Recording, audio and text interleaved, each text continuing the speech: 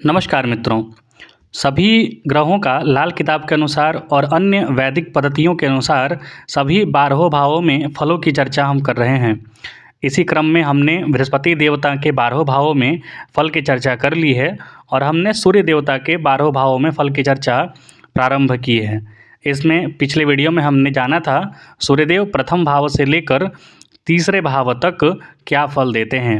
इस वीडियो में हम जानेंगे चतुर्थ भाव से लेकर छठे भाव तक सूर्यदेव जो हैं वो क्या फल देते हैं। जैसा कि आप जानते हैं सूर्यदेव आत्मा के प्रतीक हैं। जो पुरुष सूक्त का मंत्र है, चंद्रमा मनसो जातः जातः चक्षु जायत श्रोत्रदायुश्च प्राणश्च मुखदग्निरजायत, अर्थात जो सूर्यदेव हैं वो चक्षु हैं, नेत्र हैं, वो आत्मा के प्रतीक हैं और जो चंद्रमा है वो मन का प्रतीक होता है चंद्रमा। तो सूर्यदेव की महत्ता बहुत ही बताई गई है क्योंकि यश, मान, सम्मान, समृद्धि या फिर सरकार या फिर अपना जो एक ऑरा होता है, यश होता है, ईगोइस्टिक जो एटीट्यूड होता है या फिर जिसे आप एक लीडर कह सकते हैं, वो सूर्यदेव होते हैं, राजा होते हैं। तो इनका फल कुंडली में बहुत आवश्यक है कि मजबूत होना चाहिए क्योंकि ये कालपुरुष की कुंडली में पंचम के स्वामी होते हैं, अर्थात आपके सुत के स्वामी होते हैं, संतान के स्वामी होते हैं, सूक्ष्म बुद्धि या फिर जो भी निर्णय शक्ति जो होता है उसके स्वामी होते हैं। क्योंकि कॉन्फिडेंस यदि आपका लो होगा, यदि सूर्य कमज़ोर होंगे तो आप कोई भी निर्णय सही से नहीं ले पाते हैं। तो निर्णय शक्ति का जो आधार स्तंभ होता है वो सूर्य होता है। तो आइए इसी की चर्चा करते हैं हम। चतुर्थ भाव में सूर्य होंगे तो क्या फल देंगे।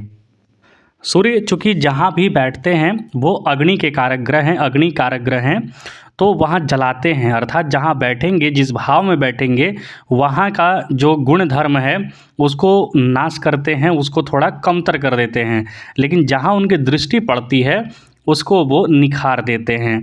अर्थात चतुर्थ में बैठे तो चतुर्थ की जितने भी गुण धर्म होंगे चतुर्थ से मिलने वाले, माता, भूमि, भवन, वाहन, प्रसन्नता, खुशी, आंतरिक खुशी और जितने भी मतलब बड़े बड़े जो चीज़ होते हैं, खासकर अपना घर, अपना परिवार, इस तरीके की चीज़ें, वहाँ पर कहीं ना कहीं अशांति या फिर असंतोष की भावना बनी रहेगी। लेकिन चतुर्थ से जो सप्तम दृष्टि से देखेंगे सूर्य दशम भाव को, तो वहाँ पर आपकी प्रखरता, निखरता लेकर आएंगे आपके कर्म क्षेत्र में। वहाँ पर स्पष्ट सोच के साथ आपको आगे लेकर जाएंगे। सूर्य यहाँ पर चिंताग्रस्त बनाते हैं क्योंकि चतुर्थ भाव में बैठे हैं, तो वहाँ पर परिवार में कुछ ना कुछ खटपट, कुछ ना कुछ अनबन बना रहता है। हालांकि ये लग्न से चतुर्थ हैं अर्थात केंद्रस्थ हैं, तो व्यक्ति को परम सुंदर भी बनाते हैं, अर्थात उसका जो एटीट्यूड होगा, जो बॉडी लैंग्वेज होगा और जो बॉडी होगा वो भी काफ़ी सुंदर रौबीला होता है।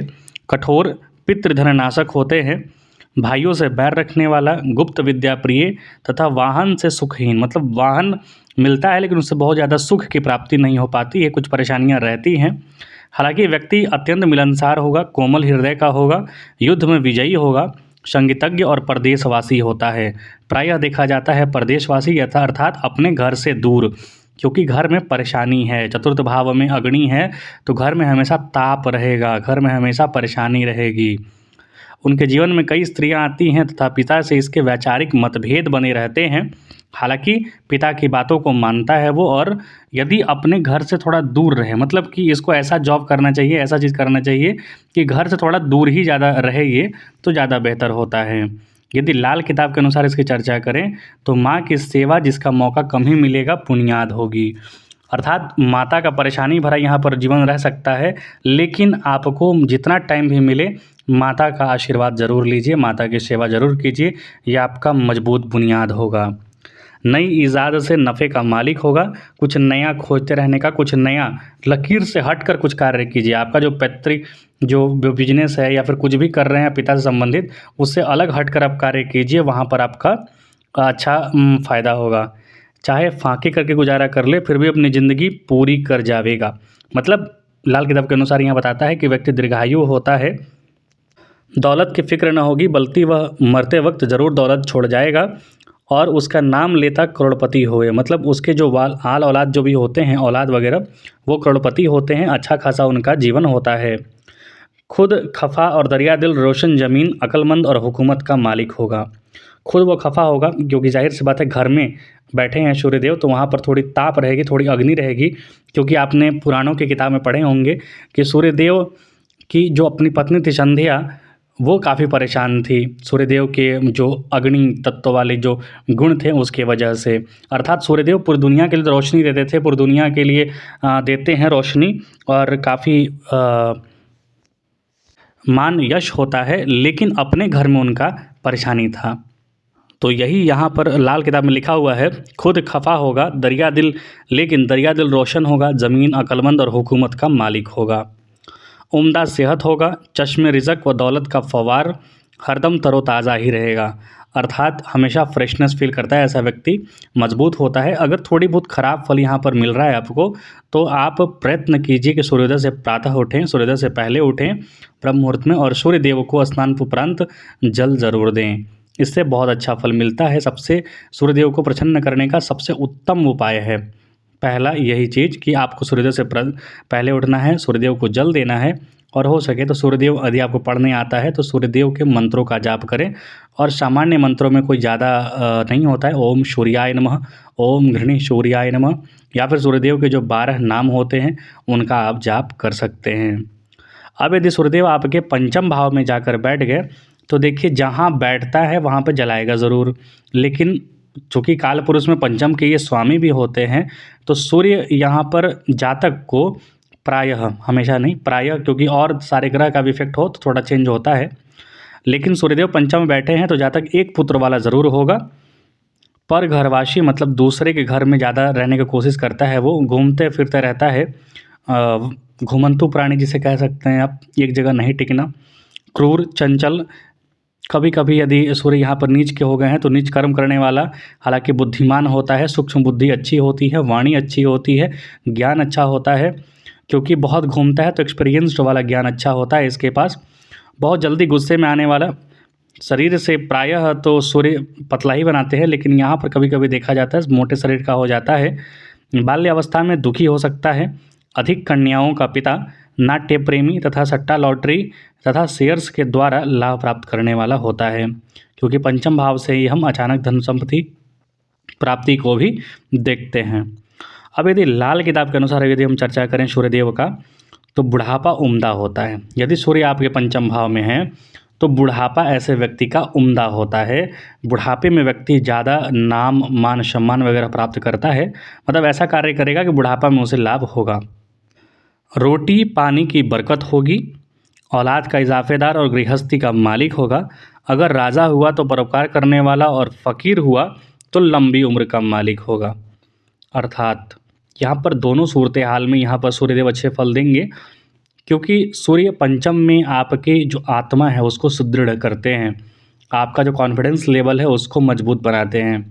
तो यहाँ पर सूर्य हैं, यदि आपका कॉन्फिडेंस लेवल लो जा रहा है तो दैनिक दिनचर्या को सुधारिए, सूर्योदय से पहले उठिए, सूर्यदेव को हमेशा जल दिया कीजिए, क्योंकि पंचम में सूर्य बैठे हैं। तो याद रखिए आपके पंचम का जो वास्तविक मालिक कोई और हो सकता है, इष्टदेव कोई और हो सकता है, लेकिन पंचम में सूर्य बैठे हैं तो प्रारंभिक इष्टदेव आपके सूर्यदेव ही हो जाते हैं। तो अपने इष्टदेव सूर्यदेव को प्रणाम कीजिए, हमेशा प्रणाम किया कीजिए और उनका आशीर्वाद लीजिए। और चौथा जो लाल किताब का फल दिया है, कोई भी आरजू बाकी न रहेगी, हर तरह बरकत होगी, औलाद की उन्नति होगी, कुंडली के घरों में जब सूरज और शनिचर का झगड़ा ना होगा तो वालदैनिक सुख सागर लंबा अरसा और नेक होगा। अर्थात कोई भी आपकी इच्छाएं जो हैं वो अधूरी नहीं रहेंगी, हर तरफ आपकी बरकत होगी, औलाद भी आपकी जो संतान है वो उसका भी उन्नति होगा। अब यदि सूर्यदेव आपके छठे घर में जाकर बैठ गए हैं, तो यहाँ पर जन्म कुंडली में सूर्य छठे में बैठे हैं तो जातक रोगी हो सकता है। याद रखिए छठा भाव रोग ऋण रिपु का होता है, तो सूर्यदेव कमज़ोर पड़े यहाँ पर तो रोग ऋण और रिपु तीनों ज़्यादा देंगे। और यदि सूर्यदेव मजबूत हो गए तो ये ज़्यादा मिलते हुए भी आप इन पर हावी रहेंगे। शुभ बुद्धि होगा, परिजनों का पोषक होगा, ज्ञानियों में श्रेष्ठ होगा, कृष देह अर्थात पतला देह, गृह सुख से युक्त, उत्तम रूप, शत्रु विजयी, सत्कर्म में लोक में पूज्य, और मातृपक्ष से धन का लाभ पड़ने वाला होता है, अर्थात माता के पक्ष से मिलता है, नौकरी करने वाला होता है, क्योंकि सूर्यदेव छठे भाव में बैठे हैं जो कि कर्म भाव दशम भाव से नवम होता है। स्पष्टवादिता के कारण इसके अनेक शत्रु बन जाते हैं, समाज में विख्यात और राजा के द्वारा सम्मानित होता है। यदि हम लाल किताब के अनुसार चर्चा करें तो राज दरबार की दौलत से बेफिक्र लेकिन जल्द आग की तरह गर्म हो जाने वाला तबीयत का मालिक होगा। अर्थात इसे सरकार से कहीं ना कहीं लाभ मिलता है, चाहे नौकरी करे चाहे कुछ करे, लेकिन इसका जो गर्म जो तासीर है, इसका जो गर्म होगा अर्थात तुरंत क्रोध करने वाला होगा। औरत और दौलत की ज़्यादा परवाह न होगी, यहाँ पर बेफिक्रा होगा। एक जो सिंह दिखते हैं ना, तो सिंह की भांति इसका यहाँ पर बिहेवियर होगा। छठे में सूर्य का ये प्रबल शत्रुहंता होगा, शत्रुओं का नाशक होगा। खास करके यदि अग्नि तत्व की राशि में बैठा हुआ है तब तो प्रबल शत्रुहंता रहेगा। वायु तत्व की राशि में भी रहेगा, लेकिन जल तत्व की राशि में है तो थोड़ा समझदार, थोड़ा डीप नॉलेज वाला भी होगा। 48 साल की उम्र तक बुरे दिन नेक हो जाएंगे, अर्थात इसका भी जो सूर्य जो है वो उनको वृद्ध ग्रह की श्रेणी में रखा जाता है। सूर्य या फिर आपके बृहस्पति हैं, तो ये सब ग्रह जब भी फल देते हैं तो थोड़ा वृद्धावस्था में, थोड़ा मैच्योरिटी की एज को पार करके फल देते हैं। खुद अपनी सेहत पर मंदे असर उपाय बंदर को गुड़ या भूरी चींटी को सूर्य की वस्तुएं बाजरा आदि दें तो ज़्यादा लाभ होगा। तो सूर्य देव का ये इस प्रकार मैंने आपको फल बताया। कृपया चैनल को लाइक शेयर सब्सक्राइब ज़रूर करें, अपना आशीर्वाद ज़रूर दें। कुछ पूछना हो तो कमेंट बॉक्स में लिख सकते हैं आप, या फिर जो व्हाट्सएप नंबर है आप उस पर भी पूछ सकते हैं। तो मिलेंगे अगले दिन अगले वीडियो के साथ, 7वें 8वें और 9वें घर के साथ। बहुत बहुत धन्यवाद।